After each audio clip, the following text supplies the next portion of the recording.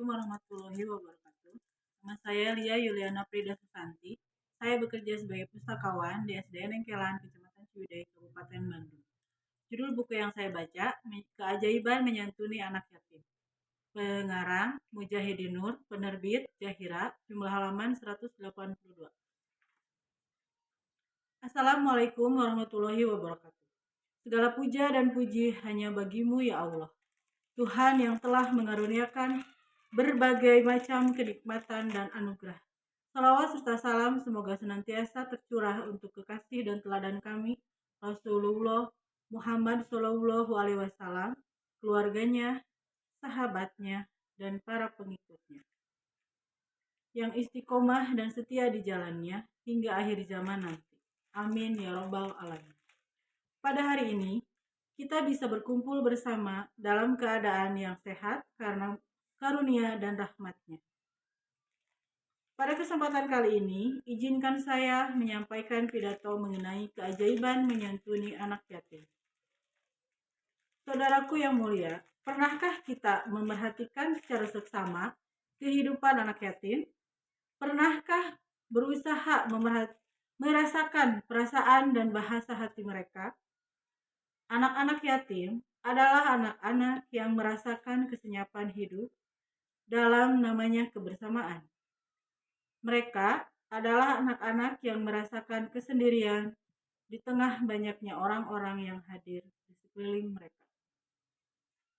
Mereka adalah anak-anak yang mempunyai perasaan lembut karena hilangnya kasih sayang dari ayah yang sangat mereka cintai. Karenanya, baik secara psikologis maupun secara psikis, mereka sungguh sangat membutuhkan bantuan, perhatian, dan kasih sayang kita. Dalam keadaan kecil, mereka telah ditinggalkan oleh ayah mereka, sehingga membuat kehidupan mereka sepi dan terkadang kehilangan arah. Anak-anak yatim juga harus menerima kenyataan di mana tatkala mereka sedang butuh-butuhnya figur seorang ayah sebagai tempat bermanja, mereka tidak mendapatkannya. Ketika mereka mempunyai banyak kebutuhan untuk keberlangsungan hidup dan biaya pendidikan, mereka juga harus menerima kenyataan hidup dalam keterbatasan.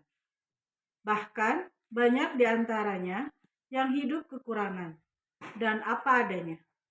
Karenanya, anak-anak yatim sebagai bagian dari umat Islam mendapatkan perhatian yang sangat serius baik dalam Al-Quran maupun Sunnah Rasul.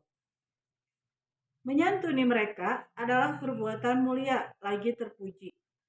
Al-Quran sendiri tidak kurang dari 23 kali menyebutkan kata yatim. Sedangkan dalam hadis, saking mulianya menyantuni mereka, Rasulullah menjanjikan orang-orang yang menyantuni anak yatim akan masuk surga bersamanya.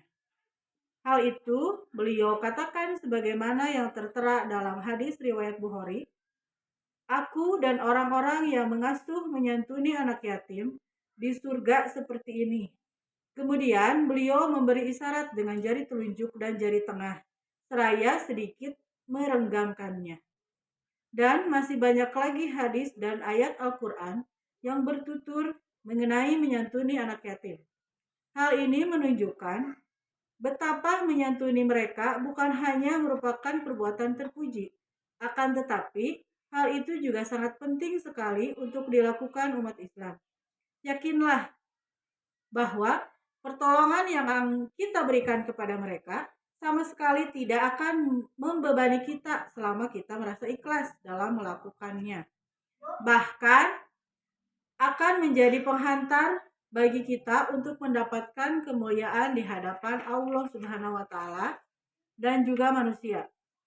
Sebagaimana janji Allah dalam Al-Quran dan melalui Rasul-Nya, karena menyantuni anak yatim menurut saya adalah bukti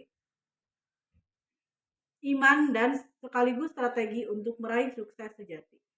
Definisi sukses bagi seseorang bisa berbeda-beda dari satu dengan yang lain. Apapun definisi seseorang tentang sukses, mereka membutuhkan dua hal untuk meraihnya, yaitu iman dan strategi. meninggalkan haram serta patuh terhadap perintah Allah adalah iman, sedangkan upaya untuk meraihnya adalah strategi. Betapa banyak mukjizat dan keajaiban yang dialami di dunia dan di akhirat. Karena Allah tidak akan melupakan sedikit pun amal kebaikan kita apabila kita menyantuni anak yatim. Seperti misalnya, uang yang dirampok tergantikan lebih besar karena diniatkan untuk menyantuni anak yatim. Memperoleh anak sesudah bernazar untuk menyantuni anak yatim. Berhasil menunaikan ibadah haji sesudah berdoa dan didoakan oleh anak-anak yatim. Sembuh dari sakit berkat doa anak yatim.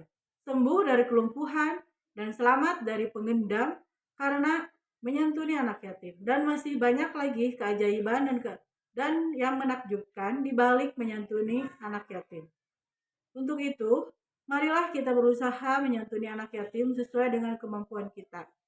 Semoga kita sama-sama bisa peka dan peduli terhadap nasib anak-anak yatim yang hidup dan hadir di sekeliling kita. Amin ya rabbal alamin. Demikian yang dapat saya sampaikan pada hari ini. Semoga apa yang saya sampaikan dapat berguna bagi kita semua. Mohon maaf apabila ada kesalahan dalam bertutur kata. Atas perhatiannya, saya ucapkan terima kasih. Wassalamualaikum warahmatullahi wabarakatuh.